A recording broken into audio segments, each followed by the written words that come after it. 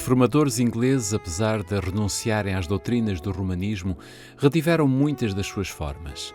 Assim, embora tenham rejeitado a autoridade e as crenças de Roma, muitos dos seus costumes e cerimónias foram incorporados no culto da Igreja de Inglaterra. Afirmava-se que essas coisas não constituíam questões de consciência e que, apesar de não serem ordenadas nas Escrituras e, portanto, não essenciais, não eram más em si mesmas, já que não eram proibidas. A sua observância tendia a diminuir o abismo que separava de Roma as igrejas reformadas e insistia-se que promoveriam a aceitação da fé protestante pelos romanistas. Estes argumentos pareciam decisivos aos olhos dos conservadores e condescendentes. Havia, porém, outro grupo que não pensava assim. O facto de que esses costumes tendiam a lançar uma ponte sobre o abismo entre Roma e a Reforma era, na sua opinião, um argumento conclusivo contra a sua conservação. Olhavam para eles como sinais da escravidão de que já tinham sido libertos e à qual não se sentiam dispostos a voltar. Raciocinavam que Deus, na sua palavra, estabeleceu regras para ordenar o seu culto e que os homens não têm liberdade para lhes acrescentar ou tirar o que quer que seja. O próprio princípio da grande apostasia consistiu em procurar fazer da autoridade da Igreja um suplemento da autoridade de Deus. Roma começou por ordenar o que Deus não tinha proibido e acabou por proibir o que ele tinha explicitamente ordenado. Muitos desejavam fervorosamente voltar à pureza e simplicidade que caracterizavam a Igreja dos primeiros tempos. Consideravam muitos dos costumes estabelecidos pela Igreja de Inglaterra como monumentos à idolatria e não podiam conscienciosamente unir-se ao seu culto. Mas a Igreja, apoiada pela autoridade civil, não permitia opiniões contrárias às suas. A assistência aos seus cultos era exigida por lei e proibiam-se as reuniões de culto que não tivessem autorização, sob pena de prisão, exílio e morte. No início do século XVII, o monarca que tinha acabado de subir ao trono da Inglaterra tomou a decisão de fazer com que os puritanos se conformassem ou oprimi-los-ia para saírem do país ou faria coisa pior. Perseguidos e presos, não podiam vislumbrar melhores dias e muitos convenceram-se de que, para os que quisessem servir Deus, segundo os ditames da sua consciência, a Inglaterra estava a deixar de ser para sempre um lugar habitável. Alguns resolveram, por fim, procurar refúgio na Holanda. Enfrentaram dificuldades, prejuízos e prisão. Os seus intuitos eram contrariados e foram entregues nas mãos dos seus inimigos. Mas a inabalável perseverança acabou por vencer e procuraram abrigo nas praias amigas da República Holandesa. Na sua fuga, deixaram casas, bens e meios de vida. Eram estrangeiros em terra estranha, entre um povo de língua e costumes diferentes. Foram obrigados a recorrer a ocupações novas que não estavam acostumados para ganhar o pão. Homens de meia-idade, que toda a sua vida tinham trabalhado no cultivo do solo, tiveram agora de aprender ofícios mecânicos. Mas enfrentaram corajosamente a situação e não perderam tempo na ociosidade ou em murmurações. Embora muitas vezes pressionados pela pobreza, agradeciam a Deus as bênçãos que ainda lhes eram concedidas e encontravam alegria na tranquila comunhão espiritual. Sabiam que eram peregrinos, mas não olhavam muito para essas coisas, antes levantavam os olhos ao céu, o seu mais querido país, e acalmavam o espírito. O amor e a fé cresciam no exílio e no meio das dificuldades. Confiavam nas promessas do Senhor. Ele não lhes faltava no momento da necessidade. Os seus anjos estavam ao seu lado para os animar e amparar, e quando a mão de Deus pareceu apontar-lhes através do mar para uma terra em que poderiam fundar para si um Estado e deixar aos seus filhos o precioso legado da liberdade religiosa, avançaram sem receio pelo caminho que a providência lhes preparara. Deus tinha permitido que o seu povo passasse por provações para o preparar para o cumprimento do seu misericordioso propósito para com ele. A Igreja tinha sofrido humilhações para poder ser exaltada. Deus estava a preparar-se para demonstrar o seu poder em seu favor, para dar ao mundo outra prova que não abandonará os que confiam nele. Tinha orientado os acontecimentos de maneira a fazer com que a ira de Satanás e as tramas de homens maus promovessem a sua glória e levassem o seu povo a um lugar seguro. A perseguição e o exílio estavam a abrir o caminho para a liberdade. Quando foram pela primeira vez constrangidos a separar-se da Igreja de Inglaterra, os puritanos uniram-se num pacto solene, como o povo livre do Senhor, para andarem juntos em todos os seus caminhos, por eles conhecidos ou a serem conhecidos. Ali estava o verdadeiro espírito da Reforma, o princípio vital do protestantismo. Foi com este intuito que os peregrinos partiram da Holanda para procurar um lar no Novo Mundo. O seu pastor, John Robison, que providencialmente foi impedido de os acompanhar, na sua mensagem de despedida aos exilados disse: Irmãos, em breve teremos de nos separar, e só o Senhor sabe se viverei para ver de novo o vosso rosto. Mas seja qual for a vontade divina, conjuro-vos perante Deus e os seus santos anjos que não me sigam além do que eu tenha seguido Cristo. Se Deus vos revelar algo através de qualquer outro instrumento seu, estejam tão preparados para o receber como sempre estiveram para acolher qualquer verdade por intermédio do meu ministério, pois estou seguro de que o Senhor tem mais verdade e luz a irradiar na sua santa palavra. Da minha parte, não posso lamentar suficientemente a condição das igrejas reformadas que na religião chegaram a um período estacionário e não irão agora mais longe do que os instrumentos da sua reforma. Os luteranos não poderão ser arrastados a ir além do que Lutero viu. E os calvinistas, vocês veem-nos, param onde foram deixados por aquele grande homem de Deus que, contudo, não viu todas as coisas. Esta é uma calamidade muito lamentável, pois, embora fossem luzes a arder e a brilhar no seu tempo, não penetraram em todo o conselho de Deus. Mas se vivessem hoje, estariam certamente dispostos a receber mais luz como estiveram para aceitar a que a princípio receberam. Lembrem-se do vosso concerto com a Igreja, no qual concordaram em andar em todos os caminhos do Senhor, já revelados ou ainda por revelar. Lembrem-se da vossa promessa e do vosso concerto com Deus e de uns com os outros, de aceitar qualquer luz e verdade que venha a ser dada a conhecer pela palavra escrita. Mas, além disso, tenham cuidado, peço-vos, com o que recebem como verdade e comparem-no, confrontem-no com outros textos da verdade antes de o aceitar, pois não é possível que o mundo cristão, depois de ter permanecido durante tanto tempo em tão densas trevas anticristãs, obtivesse de imediato um conhecimento perfeito em todas as coisas. Foi o desejo de liberdade de consciência que inspirou os peregrinos a enfrentar os perigos da longa viagem através do mar, a suportar as dificuldades e os riscos das selvas e a lançar, com a bênção de Deus, nas praias da América do Norte, o fundamento de uma poderosa nação. Mas, embora fossem sinceros e tementes a Deus, os peregrinos não compreendiam ainda o grande princípio da liberdade religiosa. Não estavam dispostos a conceder a liberdade a outros, por cuja obtenção tanto se tinham sacrificado. Muito poucos, mesmo entre os mais eminentes pensadores e moralistas do século XVII, tinham exata percepção do grandioso princípio emanado do Novo Testamento, que reconhece Deus como o único juiz da fé humana. A doutrina de que Deus tinha confiado à Igreja o direito de reger a consciência e de definir e punir a heresia é um dos erros papais mais profundamente arraigados. Embora os reformadores rejeitassem as crenças de Roma, não estavam inteiramente livres do seu espírito de intolerância. As densas trevas em que o papado tinha envolvido toda a cristandade durante os longos séculos de domínio ainda não tinham sido completamente dissipadas. Disse um dos principais ministros da colónia da Baía de Massachusetts: foi a tolerância que tornou o mundo anticristão, e a Igreja nunca sofreu dano com a punição dos hereges. Foi adotado pelos colonos o regulamento de que apenas membros da Igreja poderiam ter voz ativa no governo civil. Formou-se uma espécie de Estado eclesiástico, exigindo-se de todo o povo que contribuísse para o sustento do clero, concedendo aos magistrados autorização para suprimir a heresia. Assim, o poder secular encontrava-se nas mãos da Igreja. Não foi preciso muito tempo para que estas medidas tivessem o resultado inevitável: a perseguição. 11 anos depois do estabelecimento da primeira colónia, Roger Williams chegou ao Novo Mundo. Tal como os primeiros peregrinos, vinha para usufruir de liberdade religiosa, mas divergindo deles, viu o que tão poucos no seu tempo já tinham visto, que esta liberdade é um direito inalienável de todos, seja qual for a crença professada. Ele era um fervoroso investigador da verdade, defendendo, juntamente com Robison, ser impossível que toda a luz da palavra de Deus já tivesse sido recebida.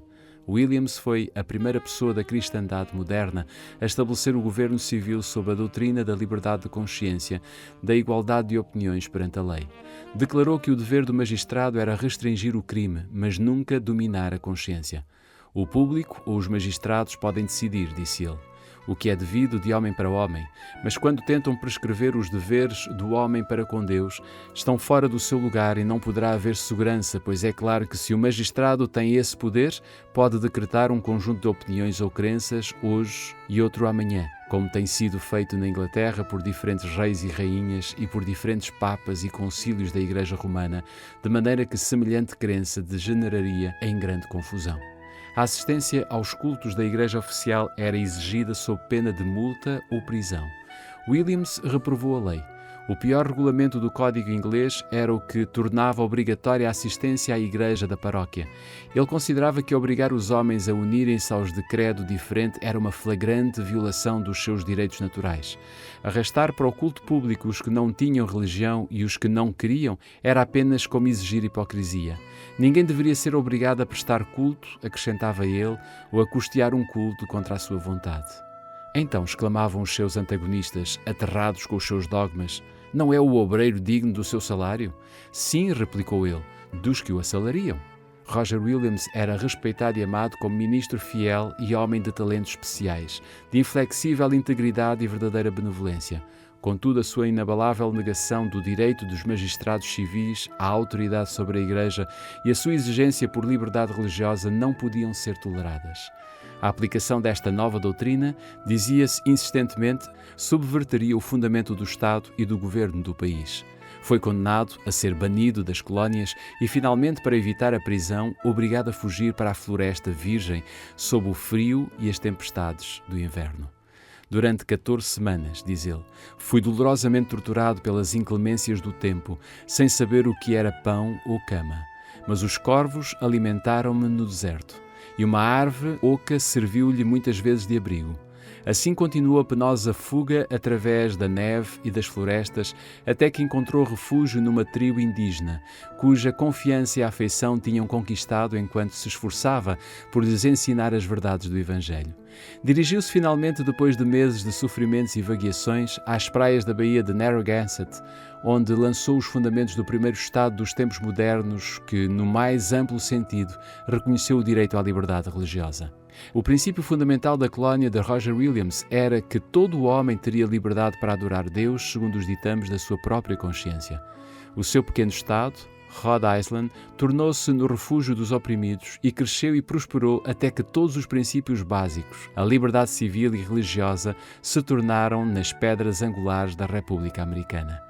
No grandioso e antigo documento que aqueles homens estabeleceram como a Carta dos seus Direitos, a Declaração de Independência, afirmavam: consideramos como verdade evidente que todas as pessoas foram criadas iguais, que foram dotadas pelo seu Criador de certos direitos inalienáveis, encontrando-se entre estes a vida, a liberdade e a procura da felicidade.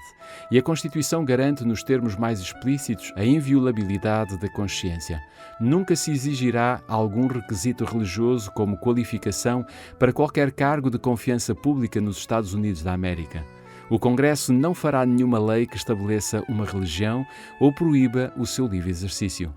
Os que elaboraram a Constituição reconheceram o eterno princípio de que a relação do homem para com o seu Deus está acima da legislação humana e de que os seus direitos de consciência são inalienáveis. Não foi necessário raciocínio para estabelecer esta verdade. Temos consciência dela no nosso próprio íntimo. É essa consciência que, desafiando as leis humanas, tem dado força a tantos mártires nas torturas e nas chamas. Sentiam que o seu dever para com Deus era superior às ordens humanas e que nenhum homem poderia exercer autoridade sobre a sua consciência. É um princípio inato que nada pode arrancar. Ao chegar aos países da Europa, a notícia sobre uma terra onde todos usufruíam do fruto do seu próprio trabalho, obedecendo às convicções da sua consciência, milhares de pessoas concentraram-se nas praias do Novo Mundo. Multiplicaram-se rapidamente as colónias. Massachusetts, em virtude de lei especial, estendia cordiais boas-vindas e auxílio a expensas públicas aos cristãos de qualquer nacionalidade que fugissem através do Atlântico para escaparem da guerra, da fome ou da opressão dos seus perseguidores. Assim, os fugitivos e oprimidos pela lei tornavam-se hóspedes da comunidade. 20 anos depois do primeiro embarque de Plymouth, outros tantos milhares de peregrinos se tinham estabelecido na Nova Inglaterra. Para assegurarem o objetivo que procuravam, contentavam-se em ganhar uma pequena subsistência por uma vida de frugalidade e trabalho. Não pediam do sol senão o razoável produto do seu próprio trabalho. Nenhuma visão dourada projetava falsa luz sobre o seu caminho. Estavam contentes com o progresso vagaroso, mas firme, da sua política social. Suportavam pacientemente as privações das regiões desabitadas e incultas, regando a árvore da liberdade com lágrimas e com o suor do seu rosto, até ela lançar na terra profundas raízes. A Bíblia era considerada como o fundamento da fé, a fonte da sabedoria e a carta da liberdade. Os seus princípios eram cuidadosamente ensinados no lar, na escola e na igreja, e os seus frutos manifestavam-se na economia, na inteligência, na pureza e na temperança. Poder-se-ia morar durante anos nas colónias dos puritanos e não ver um bêbado, nem ouvir uma imprecação ou encontrar um mendigo. Estava demonstrado que os princípios da Bíblia constituem a mais segura salvaguarda da grandeza nacional.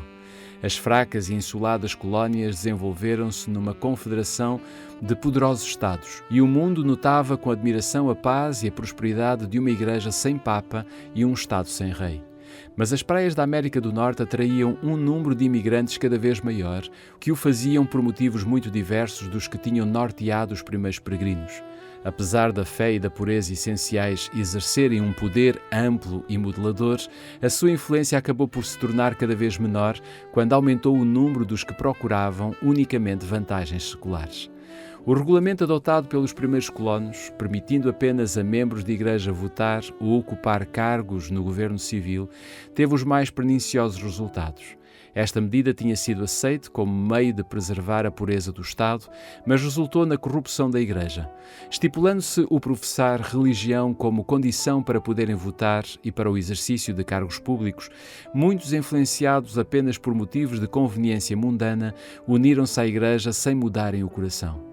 Assim, as igrejas vieram a compor-se numa considerável proporção por pessoas não convertidas. E mesmo no ministério havia os que não só mantinham erros doutrinários, mas que eram ignorantes acerca do poder renovador do Espírito Santo. Assim demonstravam-se novamente os maus resultados, tantas vezes testemunhados na história da Igreja, desde o tempo de Constantino até ao presente, de procurar edificar a Igreja com o auxílio do Estado, apelando para o poder temporal em apoio do Evangelho, daquele que declarou: "O meu reino não é deste mundo". A união da Igreja com o Estado, não importa quão fraca seja, embora pareça aproximar o mundo da Igreja, na realidade apenas leva a Igreja para mais perto do mundo. O grande princípio, tão nobremente advogado por John Robison e Roger Williams, de que a verdade é progressiva, de que os cristãos devem estar prontos para aceitar toda a luz que resplandecer da Santa Palavra de Deus, foi perdido de vista pelos seus descendentes. As igrejas protestantes da América do Norte, assim como as da Europa, tão altamente favorecidas pela recepção das bênçãos da Reforma, deixaram de avançar no caminho que se tinham proposto. Embora, de tempos a tempos, surgissem alguns homens fiéis para proclamar novas verdades e denunciar erros longamente acariciados, a maioria, como os judeus do tempo de Cristo ou os adeptos do Papa no tempo de Lutero, contentava-se em crer como os seus pais tinham crido e em viver como eles viveram. Portanto, a religião degenerou novamente no formalismo e os erros e as superstições que, se a Igreja tivesse continuado a andar à luz da Palavra de Deus, teriam sido repudiados, foram agora acalentados e retidos. Assim, o espírito nascido da Reforma foi gradualmente oferecendo até haver quase uma tão grande necessidade de reforma nas igrejas protestantes como na Igreja Romana no tempo de Lutero. Havia o mesmo mundanismo e apatia espiritual, idêntica reverência para com as opiniões de homens e a substituição dos ensinos da Palavra de Deus pelas teorias humanas. A ampla circulação da Escritura Sagrada nos princípios do século XIX e a grande luz assim derramada sobre o mundo não foram seguidas por um correspondente progresso no conhecimento da verdade revelada e na vida religiosa prática. Satanás não pôde, como nos séculos anteriores, privar o povo da Palavra de Deus. Esta foi posta ao alcance de todos, mas com o intuito de ainda cumprir o seu objetivo, ele levou muitos a tê-la em pouca conta. Os homens negligenciavam pesquisar as Escrituras e, desse modo, continuaram a aceitar falsas interpretações e a acalentar doutrinas que não tinham fundamento na Bíblia. Percebendo que os seus esforços em aniquilar a verdade pela perseguição tinham fracassado, Satanás voltou a recorrer ao plano de condescendência que deu como resultado a grande apostasia e a formação da Igreja de Roma. Induziu os cristãos a alienarem-se, não com os pagãos, mas com os que, pelo seu amor às coisas deste mundo, tinham demonstrado ser realmente tão idólatras como os adoradores de imagens de escultura. E os resultados desta união não foram, nessa ocasião, menos perniciosos do que nos séculos anteriores. O orgulho e a extravagância eram incentivados sob o disfarce da religião e as igrejas tornaram-se corruptas. Satanás continuou a perverter as doutrinas da Escritura Sagrada e as tradições que deveriam causar a ruína de milhões estavam a ganhar raízes profundas. A Igreja mantinha e defendia essas tradições, em vez de contender pela fé confiada aos crentes de uma vez para sempre. Assim foram degradados os princípios pelos quais os reformadores tanto tinham feito e sofrido.